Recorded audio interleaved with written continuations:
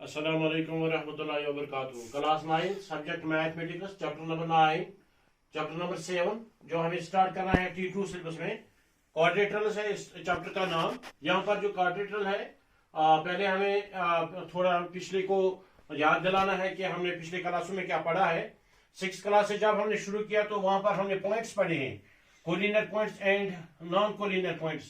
अगर हम पॉइंट्स ऐसे डालेंगे कि ये पॉइंट्स एक ही लाइन में आएंगे, जब हम लाइन ड्रा करेंगे तो पॉइंट्स इस लाइन पर आएंगे, तो इन पॉइंट्स को कोलिनियर पॉइंट्स कहते हैं।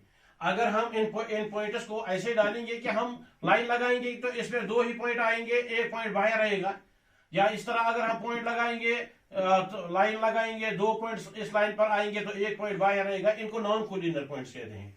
नॉन कोलिनियर पॉइंट्स के जरिए ही हम क्वाड्रेटर बना सकते हैं या ट्रायंगल बना सकते हैं। कोई भी फिगर जो बनती है ज्योमेट्री की वो नॉन कोलिनियर पॉइंट, पहले आपको याद रखना है कोलिनियर पॉइंट्स किसको कहते हैं और नॉन कोलिनियर पॉइंट्स किसको कहते हैं। जो पॉइंट्स एक ही लाइन में आएंगे, जब हम लाइन ड्रा करेंगे, अगर पॉइंट सब पॉइंट्स जो हमारे पास होंगे, जो हमारे सरफेस में होंगे, जब वो एक ही लाइन में इस तरह अगर एक ही लाइन में होंगे यानी एक दूसरे के स्ट्रेट में आएंगे, तो अगर हम लाइन लगाएंगे तो सब पॉइंट्स इसी लाइन पर आएंगे, तो इन पॉइंट्स को कोलिनियर पॉइंट्स कहते हैं। अगर ये रैंडम अंदाज में होंगे, अगर दो को हम जोड़ेंगे, ज्वाइन करेंगे दो पॉइंट्स को, तो तीसरा पॉइंट बाहर रहेगा। जहां पर भी हम जिस तरीके से भी हम लाइन लगाने की कोशिश करेंगे तो तीसरा पॉइंट बाहर रहेगा। तो इस तरह से इन पॉइंट्स को नॉन कोलिनियर पॉइंट्स कहते हैं। नॉन कोलिनियर पॉइंट्स के जरिए ही हम क्वाड्रेटर को बना सकते हैं। यानी अगर हम यहाँ पर एक पॉइंट लगाएंगे, यहाँ पर दूसरा पॉइंट, यहाँ पर तीसरा पॉइंट और यहाँ चौथा पॉइंट, जब हम लाइन ये ज्वाइन करेंगे यहाँ पर, तो हमें जो फिगर सामने आती है चार साइड्स की फिगर, तो इसको हम क्वाड्रेटर कहते हैं। ये जो क्वाड्रेटर है, ये स्क्वाड का मीन 4 है और लेटरल जो यहाँ पर लिखते हैं हम, ये साइड्स हैं क्वाड्रेटर।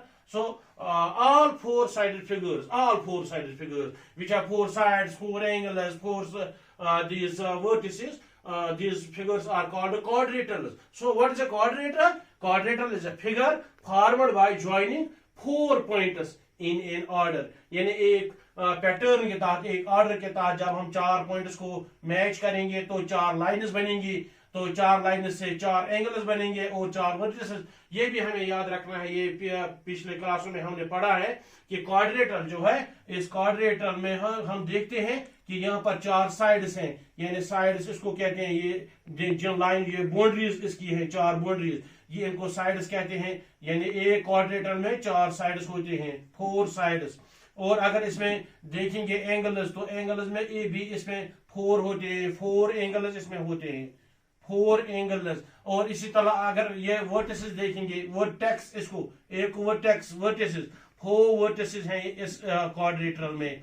ये चीजें आपको पिछले क्लासों में आई होंगी। और एक बात जो आपको याद रखनी है, जो 8th क्लास में आपने पढ़ी है, sum angle property of a quadrilateral. आपने पढ़ा ये भी होगा कि जब हम ट्रायंगल की तरफ जाते हैं, ट्रायंगल का जब हम सम एंगल प्रॉपर्टी पढ़ते हैं, 9th क्लास में भी है और 8th क्लास में भी है, तो यहाँ पर sum of angle is equal to 180 degree. जो जिस किस्म की ट्रायंगल भी होगी, यानी ट्रायंगल्स के जो हम टाइप्स पढ़ते हैं, इन टाइप्स में जो भी ट्रायंगल होगी, जब इसका हम सम देखते हैं तो 180 के बराबर होता है। इसी तरह अगर हम इस क्वाड्रेटर को देखते हैं, sum angle property of a quadrilateral is that the sum of this four angles is equal to 360। Quadrilateral किस किस्म का होगा?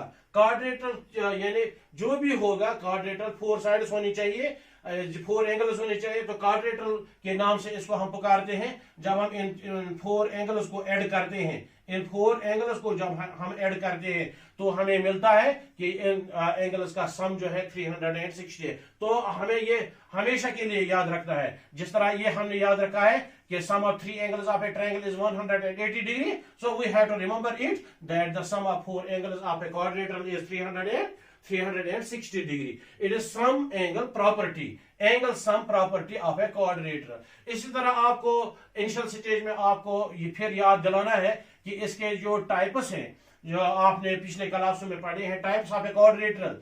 टाइप्स ऑफ ए क्वाड्रिलेटरल में जब हम आते हैं तो पहले हम देखते हैं कि वो क्वाड्रिलेटरल जिसमें साइड्स बराबर होते हैं, एंगल्स राइट होते हैं, तो इसको हम स्क्वायर कहते हैं, इसको हम स्क्वायर कहते हैं। एक दो प्रॉपर्टीज इसकी याद रखनी चाहिए, इसमें साइड्स बराबर होते हैं और एंगल जो है ये 90 डिग्री के बराबर होते हैं। दूसरी जो शक्ल हम देखते हैं इस तरह की शक्ल होती है, ये प्लेन फिगर्स हैं, these are two dimensional figures, these are only two D figures इनको कहते हैं, टू डायमेंशनल फिगर्स। इसमें एक साइड थोड़ा लंबा होता है जिसको हम लेंथ कहते हैं और दूसरा साइड ब्रेड्थ कहते हैं। इसमें भी एंगल जो है 90 डिग्री होते हैं, तो इस शक्ल को हम रेक्ट एंगल कहते हैं। ये भी क्वाड्रिलेटरल है, यानी ये क्वाड्रिलेटरल का दूसरा किस्म है। एक तो हम स्क्वायर पढ़ते हैं, ये स्क्वायर जो है इसको रेगुलर क्वाड्रिलेटरल भी कहते हैं, ये याद रखना है, इसको रेगुलर क्वाड्रिलेटरल भी कहते हैं। रेगुलर क्यों कहते हैं? इसमें साइड्स भी बराबर हैं और एंगल्स भी बराबर होते हैं। जिस फिगर में भी एंगल्स और साइड्स बराबर होते हैं तो इसको हम रेगुलर कहते हैं। तो ये शक्ल वो है क्वाड्रिलेटरल में से, स्क्वायर वो फिगर है, वो क्वाड्रिलेटरल है जिसमें साइड्स बराबर हैं और एंगल्स भी बराबर हैं, इसलिए इसको रेगुलर क्वाड्रिलेटरल कहते हैं। अगर ट्रायंगल्स की तरफ आएंगे तो हमें याद दिलाना पड़ेगा कि वहां पर हमने ट्रायंगल पढ़ी है इक्विलेटरल ट्रायंगल। इस इक्विलेटरल ट्रायंगल में साइड बराबर होते हैं। जब साइड बराबर होते हैं इसके एंगल्स ऑटोमेटिकली बराबर होते हैं, 60 डिग्री एंगल होता है। तो इस ट्रायंगल को भी हम रेगुलर ट्रायंगल कहते हैं, इसको रेगुलर ट्रायंगल कहते हैं, इसको रेगुलर क्वाड्रिलेटरल कहते हैं। चलते हैं आगे।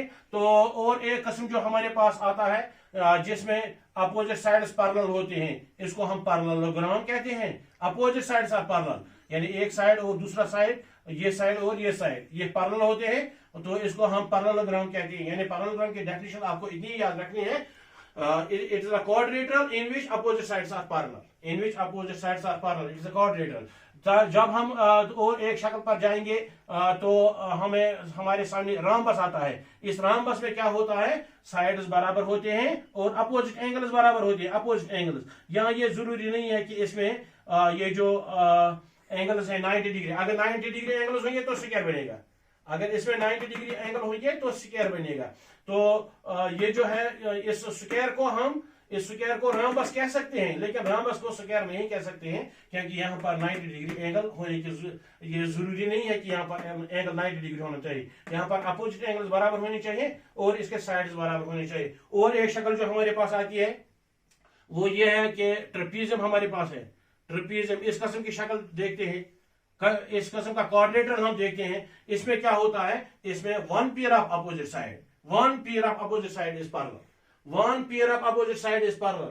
It is only the definition for this trapezium. It is a quadrilateral in which only one pair of opposite side is parallel. It is called a trapezium. इसी तरह हम काइट की तरफ जाते हैं। काइट आप देखते ही हैं, इसमें जो कंजुगेटिव साइड्स हैं, कंजुगेटिव साइड्स इसमें बराबर होते हैं इस तरह से, यानी ये साइड और ये साइड, ये वाला साइड और ये वाला साइड, इस तरह जो हमारे पास ये आई है, यानी एक तो स्क्वायर है, रेक्टेंगल है, पैरेललोग्राम है, रामबस है, ट्रेपीजियम है और काइट है। ये जो मैंने आपको दिखाए हैं ये इसके टाइप्स है, यानी types of a quadrilateral. These are some basic points about the quadrilateral which we have discussed with you today in this topic. Now we go towards इंशाल्लाह टुमारो, इसके आगे जाएंगे तो देखेंगे कल क्या होगा। तब तक के लिए खुदा।